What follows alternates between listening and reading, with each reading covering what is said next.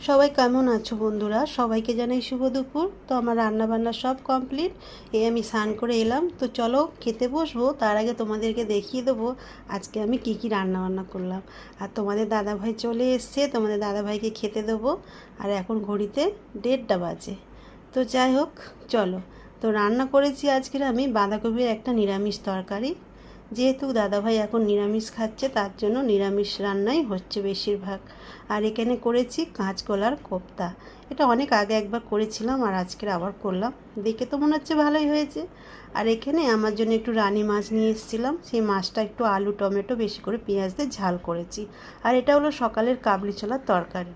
তো যাই হোক, আমি খেতে বসেছিলাম অনেকক্ষণ। তো যাই হোক, এখন ঘড়িতে বাজে 3:20। আমি অর্ধেক খেয়ে আবার বসেছিলাম, তার কারণ আমি মেয়ের জন্য ভাত মেখেছিলাম একটু মাছ দিয়ে। ও কিছুই খেতে চাইছিল না, ওকে খুব বকাবকি করতেও রাজি হয়েছিল। তো ও চান করতে গিয়েও দেরি হয়ে গেছে, তো আমি ভাত মেখে কতক্ষণ বসে থাকবো, আমি সেটা খেয়ে নিলাম। তারপরে আবার ভাত দিলাম, ও নিজে নিজে খেলো। মাছটা ভালো লেগেছে বলে আবার একটু ভাতও নিল। তো যাও, কাঁচকলার কোপ্তাটা দেখি কেমন হয়েছে খেতে। কাঁচকলা তো খাওয়াই হয় না বলতে গেলে, খুবই কম আমাদের বাড়িতে কাঁচকলাটা রান্না হয়।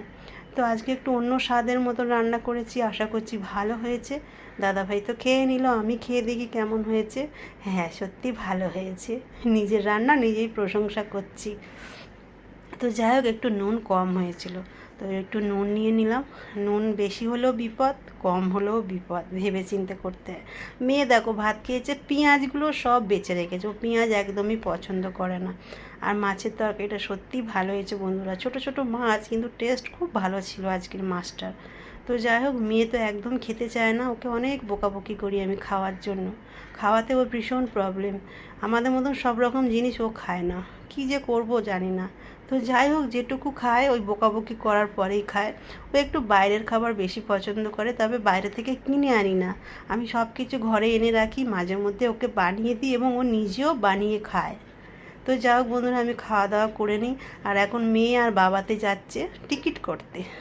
বাড়িতে যেতে পারলাম না, কিন্তু বাড়ির থেকে ফেরার জন্য রিটার্ন টিকিট ওরা এখন কাটতে যাচ্ছে।